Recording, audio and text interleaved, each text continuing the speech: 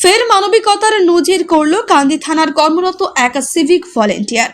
শুক্রবার সকালে কান্দি হাসপাতালে থ্যালাসেমিয়ায় আক্রান্ত এক প্রসূতি মা ভর্তি হয়। সেই রোগীকে রক্ত দিয়ে নজির সৃষ্টি করল সিভিক ভলেন্টিয়ার। জানা গিয়েছে, খড়গ্রামের বাসিন্দা রূপা খাতুন কান্দি হসপিটালে ভর্তি হলে চিকিৎসকেরা জানান রোগীর বি পজিটিভ রক্ত লাগবে, কিন্তু ব্লাড ব্যাংকে রক্ত না পেয়ে চিন্তায় পড়ে যায় রোগীর পরিবার।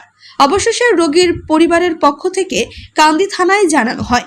এক কর্মরত সিভিক ভলেন্টিয়ার ওই মহিলাকে রক্ত দান করেন। রক্ত পেয়ে খুশি পরিবার।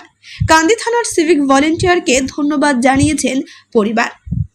ব্যুরো রিপোর্ট, চেতনা নিউজ। আমার মেয়েটা থ্যালাসেমিয়া ছিল এবং এখন ডেলিভারি আছে।